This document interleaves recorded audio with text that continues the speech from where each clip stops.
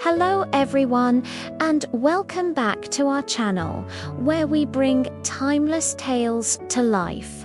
Today, we have a classic story from the Brothers Grimm, a tale of courage, humility, and the quest for a miracle, the water of life. Once upon a time, in a grand kingdom, a beloved king fell gravely ill. The best doctors in the land were baffled, and despair fell over the palace like a thick fog. The king's 3 sons, who adored their father, were heartbroken. As the king's health faded, a mysterious old wise man appeared at court. He spoke of a single cure, a legendary elixir known as the water of life. It is hidden deep in a faraway land, he explained, guarded by fierce spirits. Whoever drinks from it will be healed and live forever, filled with a sense of duty and perhaps a touch of pride. The eldest prince immediately declared, "I will find this water and bring it back to my father." He saddled his horse and rode off with great haste. His journey led him to a dense forest, where he encountered a small dwarf standing in his path. "Where are you rushing off to?" the dwarf asked. The prince, annoyed by the interruption, retorted, "That's none of your business, little man." The dwarf, who was more powerful than he appeared, was insulted by this arrogance.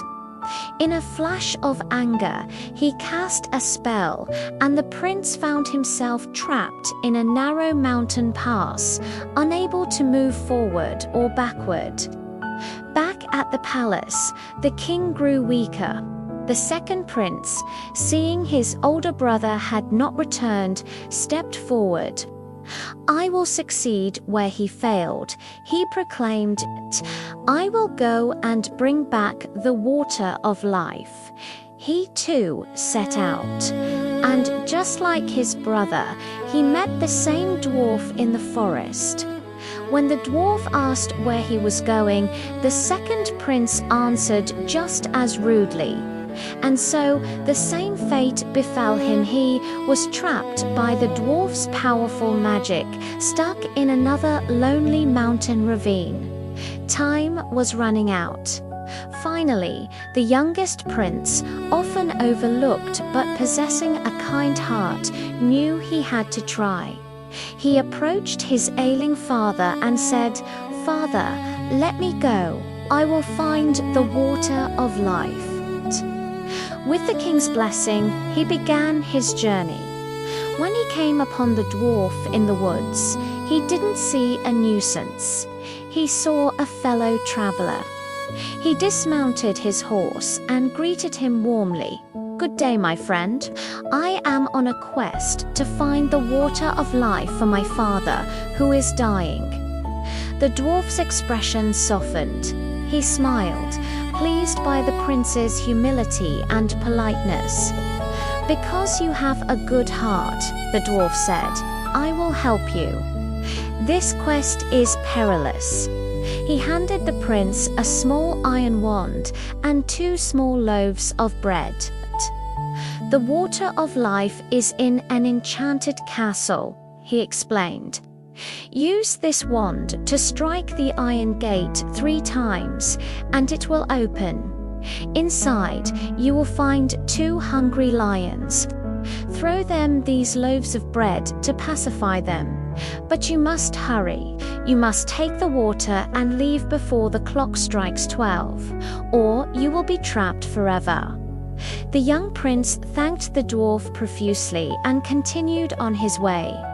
He soon arrived at the enchanted castle. Following the dwarf's instructions, he struck the great iron gate 3 times with the wand, and it creaked open. Inside, 2 ferocious lions roared, their eyes glowing in the dim light.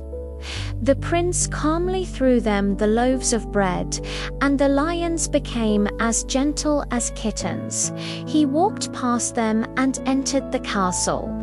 He found himself in a grand hall where several enchanted princes lay sleeping. He took the rings from their fingers and a sword and a loaf of bread that lay beside them. He moved from room to room, marveling at the strange sights. In one chamber, he found a beautiful princess, also asleep. He was so captivated by her beauty that he bent down and gave her a gentle kiss. In that moment, she awoke, her eyes full of surprise and gratitude. "You have saved me," she exclaimed. "My entire kingdom was under a spell. Come back in 1 year and we shall be married." She promised to wait for him and told him the location of the spring of the water of life. Following her directions, he found a courtyard with a crystal-clear spring bubbling from the ground. This was it, the water of life. He quickly filled a golden cup he had brought with him. Just as he finished, the clock began to strike 12. He rushed out of the castle, barely making it through the gate, as it slammed shut behind him with such force that it took a piece of his heel. He had the water and he was free. On his journey home, he once again met the dwarf. The prince shared his success, and the dwarf, pleased, told him, "The sword you took will defeat any army, and the bread will never run out." The dwarf then told him where his 2 arrogant brothers were trapped.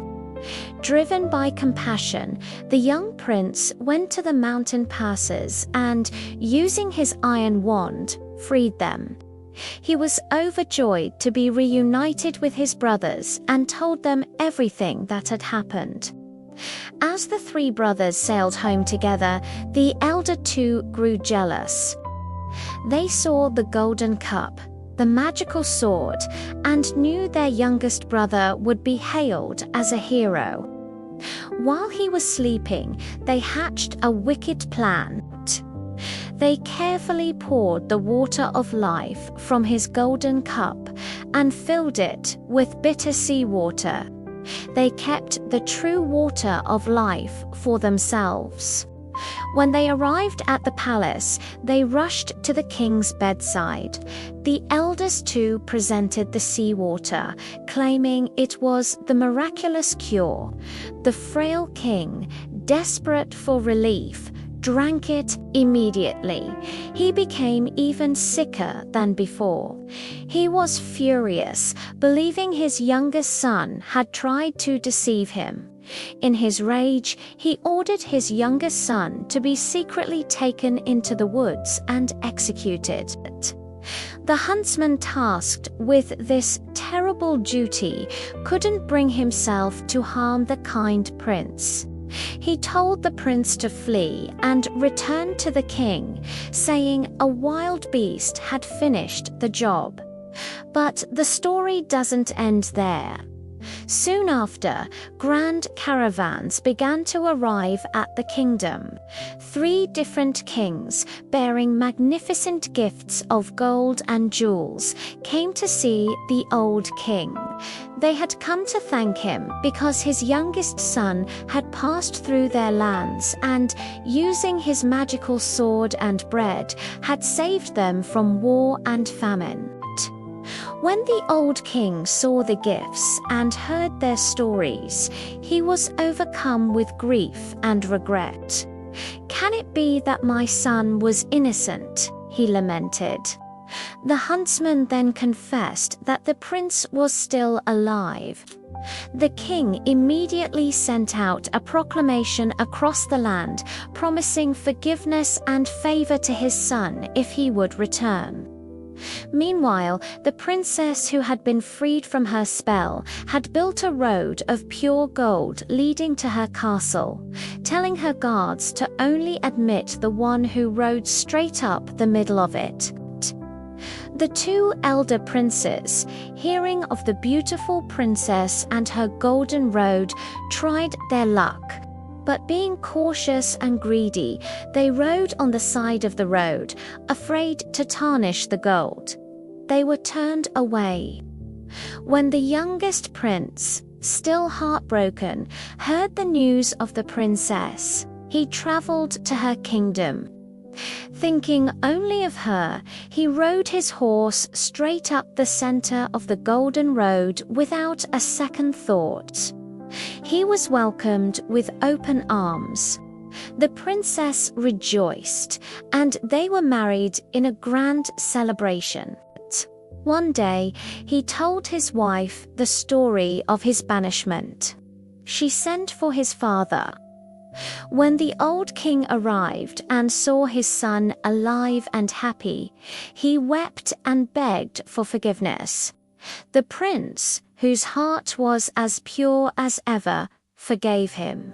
He then gave his father the true water of life, which he had kept safe. The king drank it, and instantly his strength returned. He was healed, younger and more vibrant than he had been in years. With the truth revealed, the two wicked brothers, fearing for their lives, tried to flee but were caught. They were banished from the kingdom forever. The young prince returned home with his bride, and together they ruled the kingdom with wisdom, kindness, and justice for many, many years. And that is the story of the water of life. It teaches us that true strength lies not in arrogance, but in humility, kindness, and a brave heart. Thank you so much for joining us today. If you enjoyed this story, don't forget to like, share, and subscribe for more tales from around the world. We'll see you in the next video.